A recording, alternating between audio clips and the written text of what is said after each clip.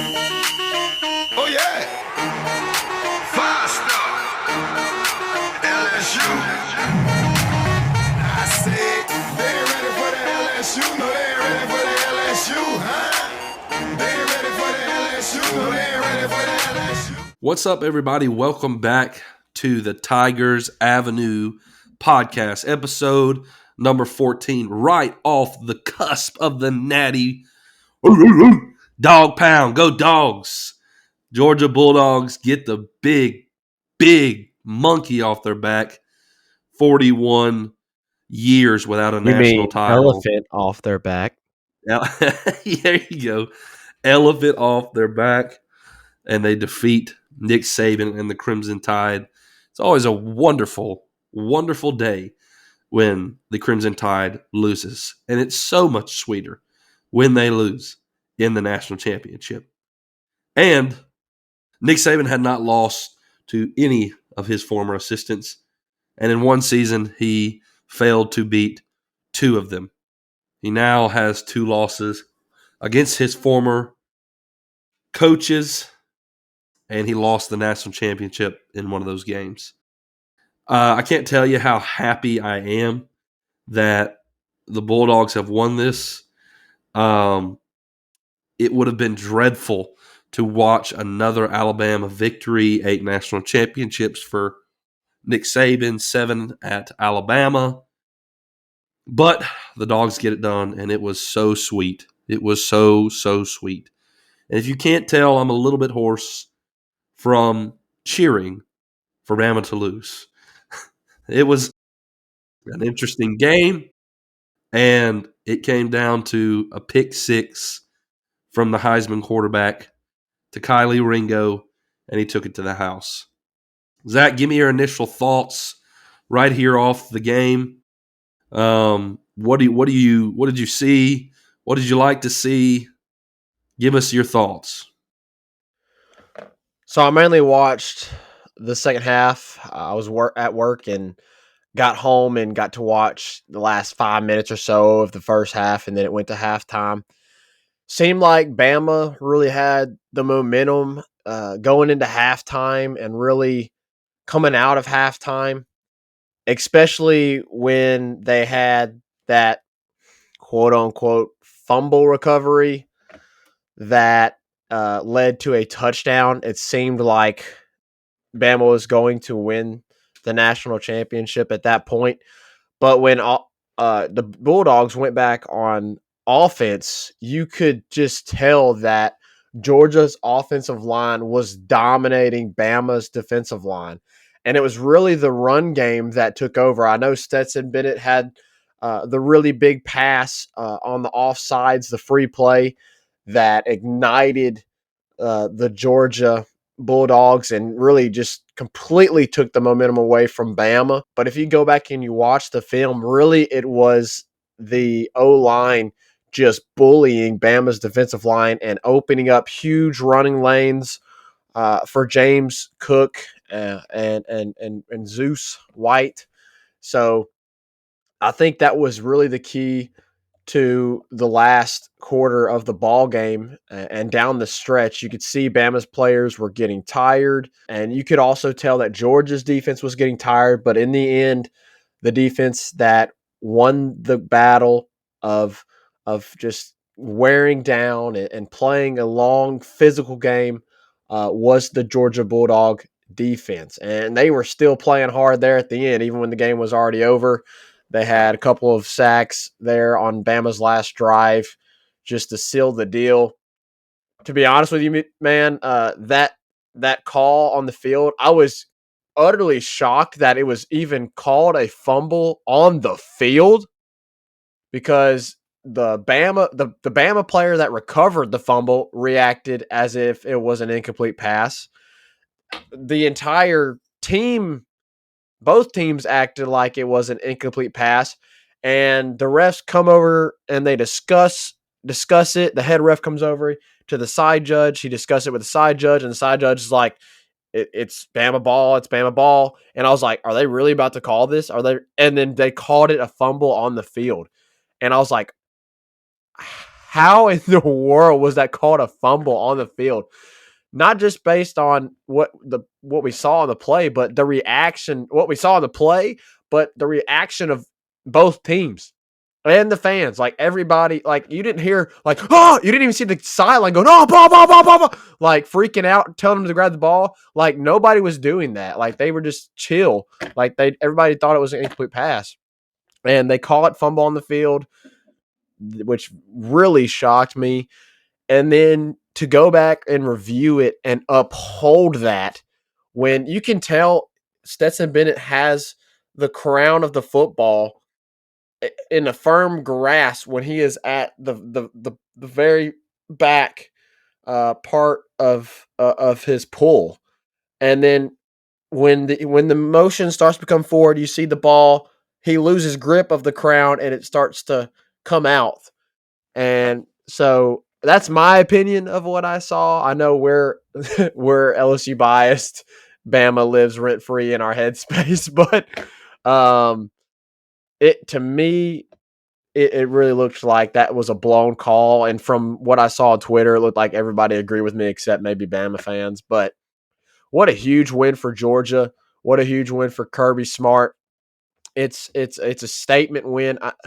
One of the things I want to mention, Reagan, is, and we can talk about this, we can argue this, discuss it, whatever you want to do with this, but we never asked this question, I don't think, in our last podcast. But what would be better for LSU? Would it have been better if Bama wins and, yep, Bama just gets another national championship? It is what it is. Or is it better that Georgia wins? Which is better for LSU in your opinion?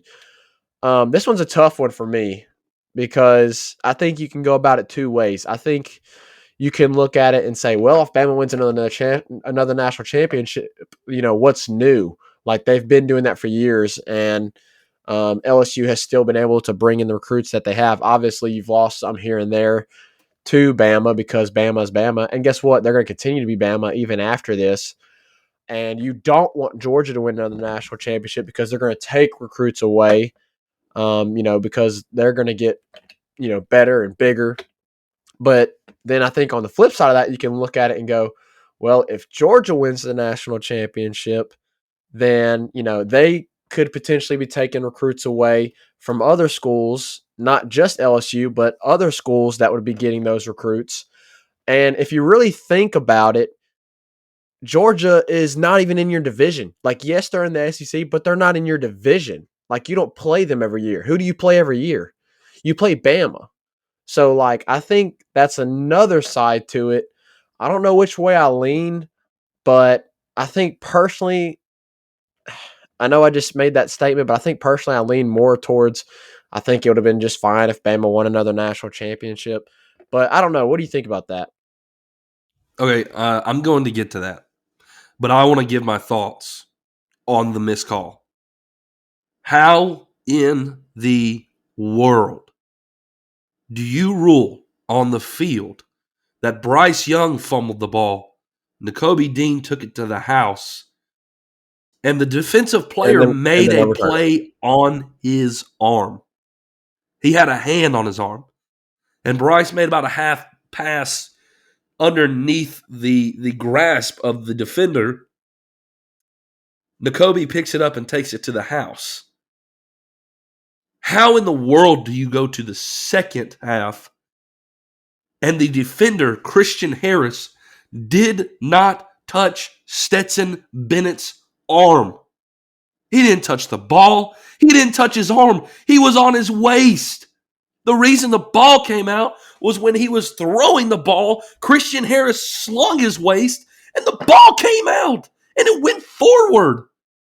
The absurdity of this call is mind-boggling. The head ref in this national championship stood behind that play less than 5 yards and threw a beanbag, claiming it was a fumble on the play, reviewed it himself, and I think there's about a little bit of an egotistical trip going on with this head ref. He didn't want to embarrass himself and correct himself on this call and said play stands. The absurdity of that call was mind-boggling.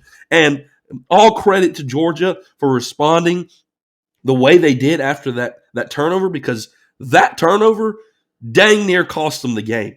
I mean, the For momentum sure. swung. You give the ball to Bama in the red zone after they just went down and scored, and now you're giving it right back to them. They kicked a field goal. It was 12 points. You give them the ball right there on that call. Absolutely absurd. The fact that Bryce Young got his call back So and I didn't Stetson see didn't get it that. was unreal.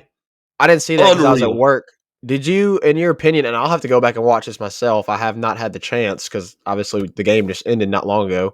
As we're recording this tonight, it'll release tomorrow. Did you think that the Bryce Young play was a fumble or a forward pass? It was a forward pass. It was a forward pass.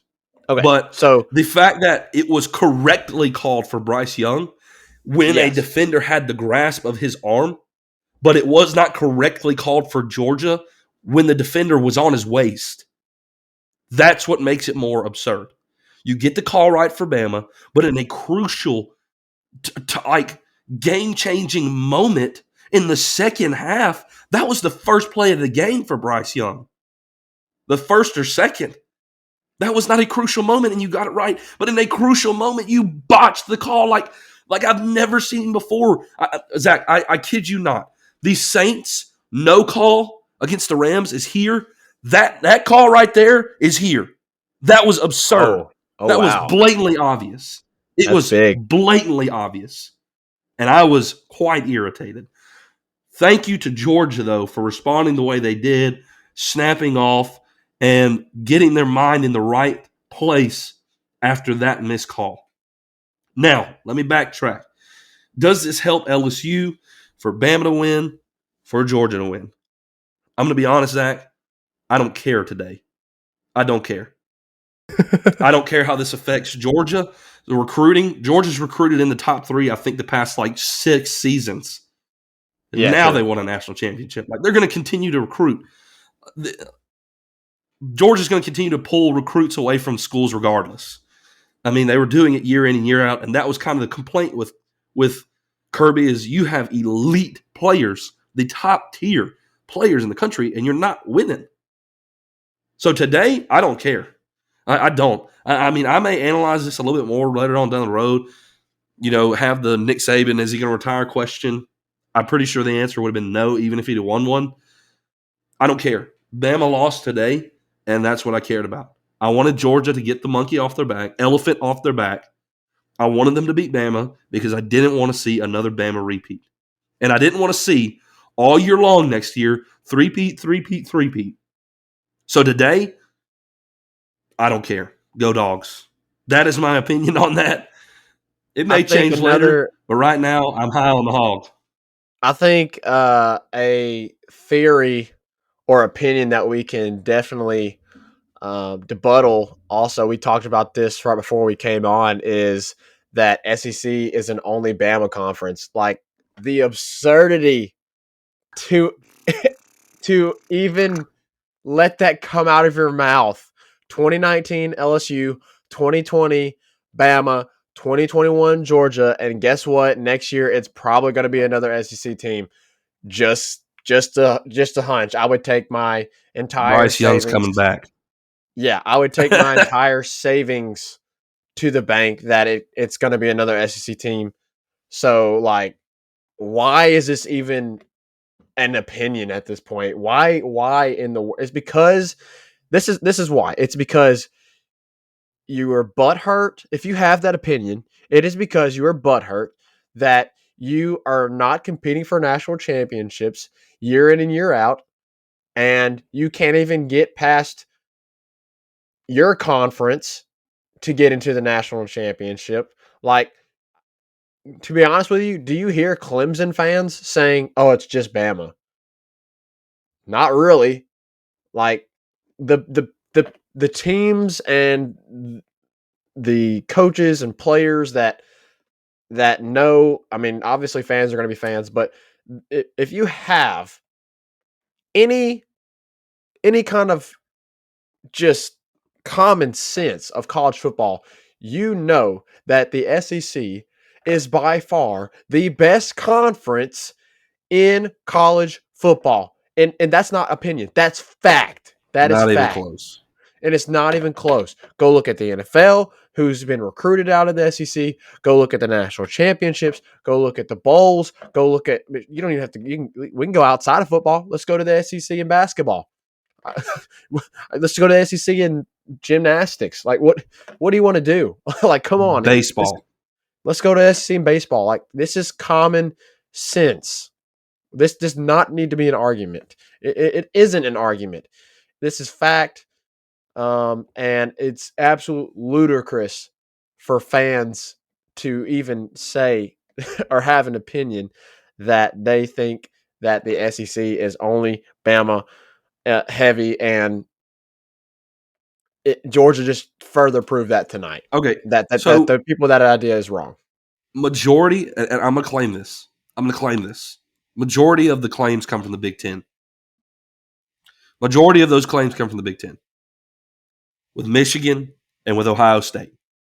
The only two teams that are truly competing in that conference. Really? Is it really? It's more like one. I'm talking about. I mean, Michigan this year, in that but- conference. I mean, in the conference, not outside of the conference. I know. I'm conference. saying that too.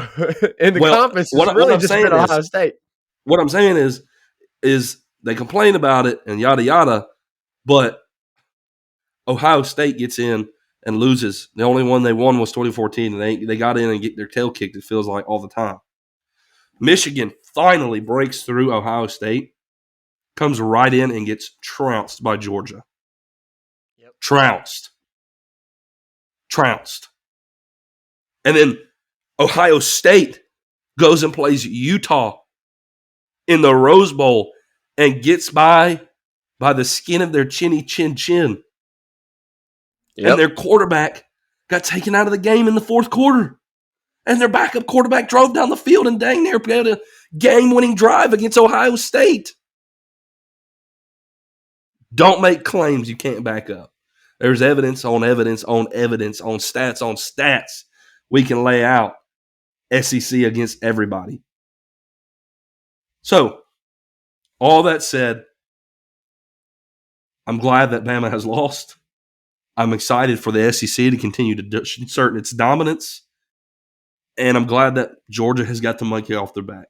Because I really think Elephant. Elephant. I really think that if Kirby loses this, his job gets a little shaky, and Kirby's a dang good coach.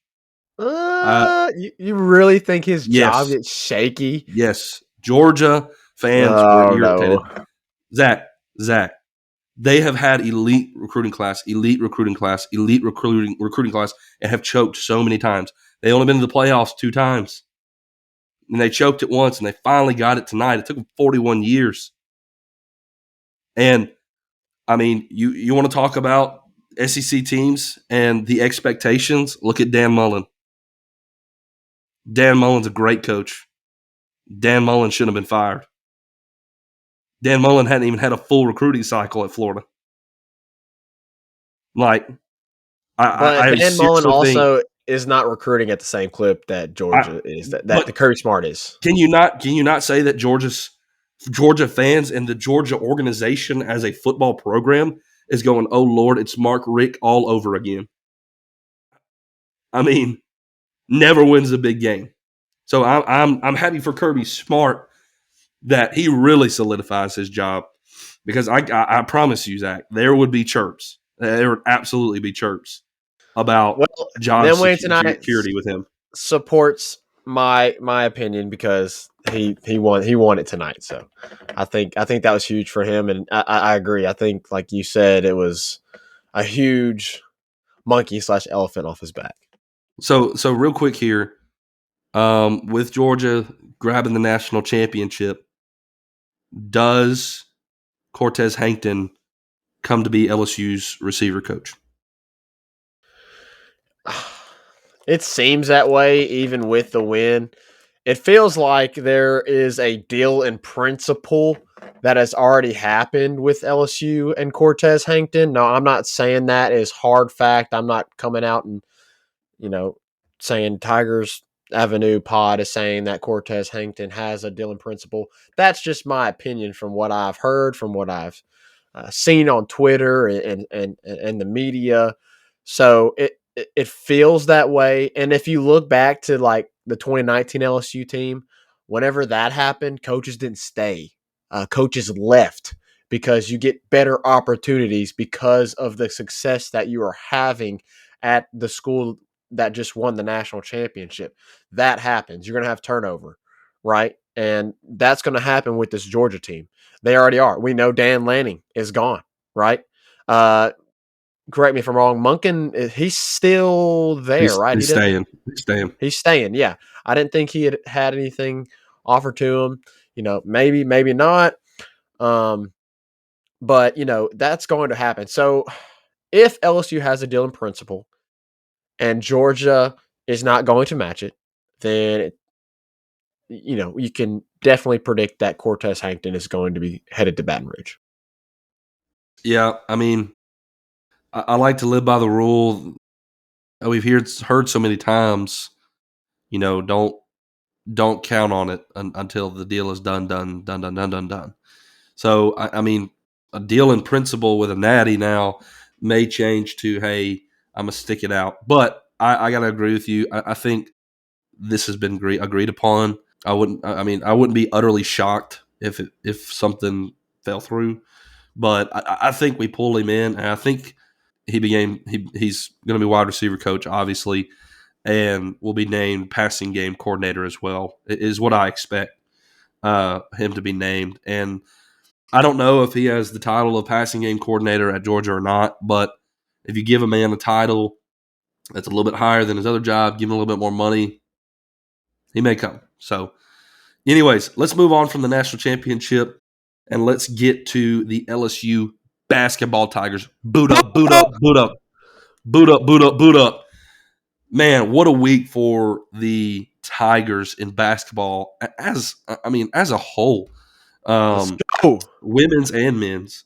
LSU Yes. men's gets a dub against Kentucky, the 18th ranked team in the country. 16th ranked team in the country, 65-60. Man, there was a major run in this game for the Tigers late to seal the deal. If I remember correctly, it was like a 20-4 run because in the beginning, it was a tight game. First half was a great half of just basketball. Yeah. It was a close game. People were hitting shots. Defense was playing really well, and they closed out the half with the lead. Come out, and man, Kentucky came out on fire. I don't know how many threes they hit, but it felt like a lot. And they grabbed a double-digit lead, and the Tigers went on a massive run. Like I said, if I remember correctly, it was a 20-4 run, and they closed the game out 65-60. Zach, give me your thoughts on the Kentucky game. Who stood out the most in the Kentucky game? The Kentucky game was really close, really back and forth. It got really crazy at the end, which was really awesome and exciting, for the PMAC and for all the fans and the students that were there. But, and I think we'll talk about this with Tennessee. I think you just got to keep going back to Tari. I mean, Tari is just proving that he is one of the best players in the conference, not just LSU. I mean, he right now is the best player at LSU, definitely. I don't know if I'd say by far, but he's definitely separated himself from the pack and been very, very impressive and is proving to be one of the best players in the SEC. You can tell that they rely heavily on him when it gets near the end of the ball game. He finishes the game on the court. We know he's not a starter, and we've talked about that before. Me and you both, I think, agree that we love him coming off the bench. Like, he's not a bench player; he's a starter. Let's get that right. And Will Wade made mention of that, I think, in one of his interviews or press conference. Maybe it was after the Tennessee game. Like, let's not get it twisted. He is a starter, right? He may be coming off the bench, but he's playing, 25 to 30 plus minutes and he is on the court at the most critical points in the ball game.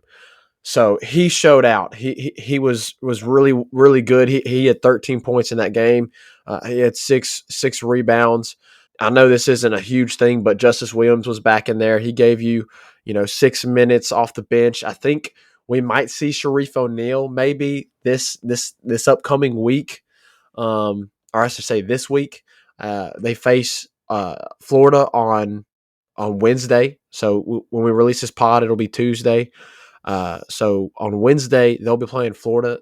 I hope to see Sharif coming out there, but as far as Kentucky goes, I think they looked really good.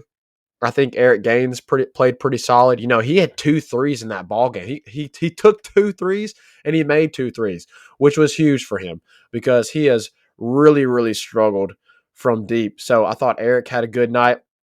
I want to say something real quick, and this is more of a negative, so I hate to go negative, but Efton Reed has been struggling lately.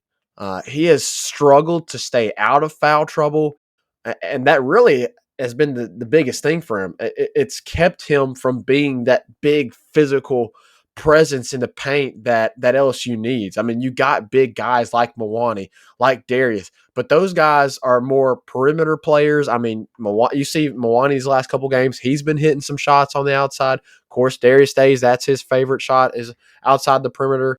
But Reed is that big physical presence inside, and we haven't been able to have him because he's been in foul trouble so much during SEC play. So you really hope to see him get out of that in these 2 games coming up this week.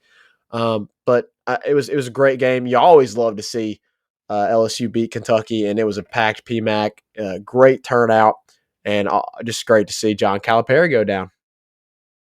Yeah, you gotta love when the old Calipari gets beat by the Tigers. Efton's got to grow up, man. I mean, this is the SEC. The bigs are a little bit different than what we played in non-conference. They're physical. They're long, just like him. They're tall, just like him. He's got some growing to do. And, I mean, in all reality, that bodes well for LSU next year with Efton getting him back because everybody was thinking he was a one and done. And I think he can grow a lot at LSU and become an elite player if he'll stick around a little bit. Let's move here to the Tennessee game. Man, we talk about Tari playing well in the Kentucky game. Shoosh. Man, 24 points for Tari in the Tennessee game. I mean, put an exclamation point on the game with that head tap poster, baby. I think I've watched that highlight Sports Center like top 10. 1,000 times, bro. Me too. I love it, every second of it. And the dude's like, did that go in? Oh, yeah, it went in, bro. It was so electric. And look, the Tennessee team is a great defensive team. Like, they're not LSU good, but they're good. Like, really good. And as much as our offense has struggled, holy cow, we almost put up 80 points against Tennessee. Yes. Like, bro, we were on it in this game offensively and defensively. As I said, Tari dropped 24. Dave put up 15. Brandon Murray put up 13. Dude, Brandon Murray is an X factor. Yes, he is. Having him in is so crucial for LSU. So crucial. He hits shots. The dude defends just as good as anybody on the court. He is so crucial to this team. And, man, I want to see the rematch for Auburn LSU if we can have Brandon Murray in that game. Pulled his hamstring in warm-ups. Man, I mean, I want to see that again. Hopefully we will, maybe in SEC tournament or something like that. But he has become a baller here of late. Something really important that we got to discuss here is X.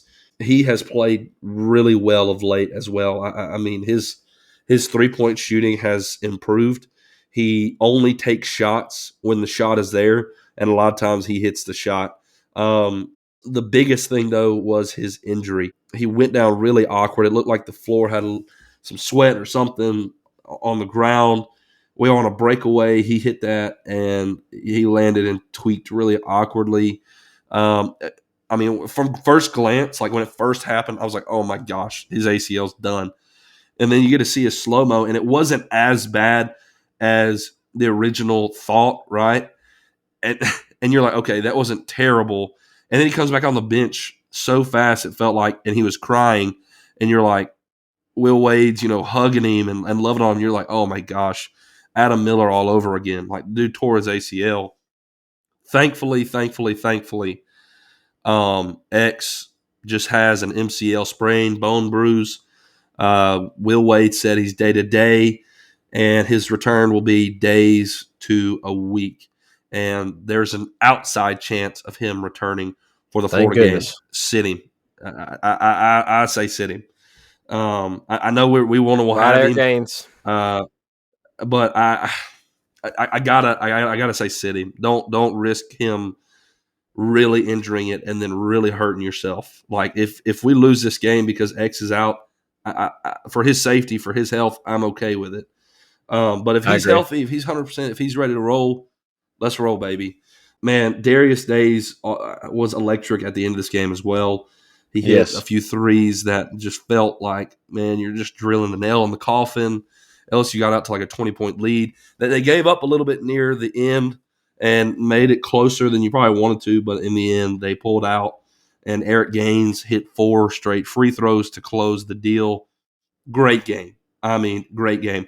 And we talk about the PMAC being packed, bro. There was I think 13,000 people were there. I mean, it was jumping. So I'm super pumped about these Tigers. 2 top 20 wins in 1 week.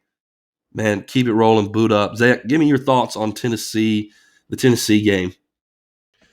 Yeah, honestly, I think you hit on it just a little bit there. I'll hit on it a little bit more. I think, honestly, Darius Days was. I know Tari had the points, he had the stats, he had the double double, of course, but I think Darius Days, honestly, was the X factor in this game. Most of his points, I think at least 6 on this, and I'm not, you can fact check me on this, but he seemed like he was on the offensive boards a lot. He was. I know for a fact he had at least 4, maybe 6 points off putbacks when he came crashing down from the perimeter, got the rebound, went back up, and got a bucket. So I think he played really well this game. I think he gave us something that we haven't seen in a while. At the beginning of the season, he came out so strong and was super impressive and scoring a ton of points. And we were talking about him potentially being the SEC Player of the Year. And then that cooled off very quickly as his outside shot wasn't there as much. And it seems like he's finally found that he's more than just a perimeter player. Right? Because we mentioned that he needs to be a physical presence inside of the arch. And he has done that here in these last few games in SEC play. He's crashed the boards and gotten you rebounds, and he has gotten putbacks, and he's been just physically dominant and banging around down in the paint. So I think that's really impressive from him. He honestly impressed me the most in this past game, more so than Tari. Obviously, Tari, amazing, fantastic night. The dunk, as you said, I've watched it on replay. It feels like 100 times. It was amazing. I'm glad I got to watch that live. Thankfully, even though I was at work, I was sneaking glimpses of the game during my break and when things were slow. So very impressive. Mawani was 2 for 3 from the 3-point line. I thought that was big. He had 2 shots in the corner. Obviously, with X, that scares you a little bit.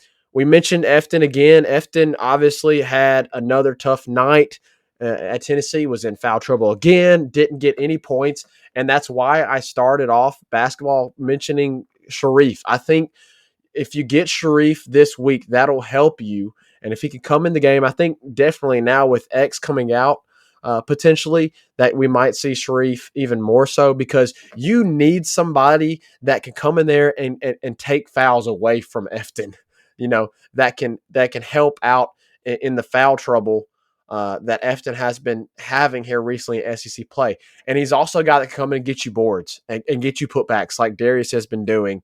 So overall, man, this last these last two games have been very impressive. You know, we were worried a little bit on how they would look, and especially down this stretch. I think if you take a step back and say, hey, LSU's 2-1 out of those first three games, you take it 100%. Auburn was expected, even though I think if you have Brandon Murray there, the outcome could be different. But these last two games, very impressive. And with us winning these last two games, the AP poll boosted us to number 12 in the country. And they are also number 12 alongside of the girls. The girls are also number 12 in the country, which they, of course, had an awesome week. They completely just dominated and embarrassed Auburn on Sunday. And they had a very, very hard-fought, very close loss to the number one team in the nation, South Carolina, on Thursday, and really looked like they were going to win that game for 3/4 of that game. Really impressive what Kim Mulkey has done and how fast she's turned things around with this women's basketball program. So both women's and men's, very impressive. And I'm looking forward to this upcoming week against Florida and with the ladies as well. Okay, for the women's, real quick, Miss Dawn from South Carolina can take that comment she made. Oh my god! Get out of here with that. Get out of here with so that. dumb. 10 years Fargus had. 10. She had no desire to build this program, no desire to bring publicity to. She had no desire to pack the PMAC out. Don said, you got this much support, you may be a little bit better. She may still be here. She had no effort in trying to pack the PMAC. All social media right now is pack the PMAC, bring the Death Dome back, all this stuff. Hey, it's a whiteout game for LSU. Come to the PMAC, watch the women's. They're pushing it. And if you win games, you bring people. It's Kim Mulkey. It's one of the greatest coaches in all of women's college basketball. Yep. Get out of here with that. One more thing here. I want to comment on Fudge. Dude, bro, Will Wade was so athletic, bro. Spot on. He said this dude can make plays nobody can make. That foreign guy who was like 7 foot tall got the ball and thought he had an easy layup, and Alex Fudge comes from like the free throw line and glassed that mug. Glassed it. I mean, one of the most impressive blocks I think I've ever seen. Hold on. Ever. Quick pause. I know, I cut you off. I'm sorry. Did you see John Morant's block last night? Bro, got up. John Morant needs to be in the MVP conversation. It's crazy. That dude is so athletic. It is impressive. I know we're LSU fans. I myself am a Grizzlies fan when it comes to NBA basketball. I know, I'm sorry, all of you New Orleans Pelicans fans. Again, as y'all know, we were born and raised near Memphis, so big Grizzlies fan. But John Morant is amazing to see, and as was that Alex Fudge block. Impressive. I was just so – I mean, I went crazy when he did that.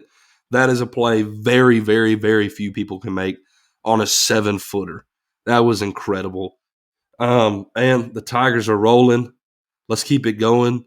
Boot up all day long. All day long.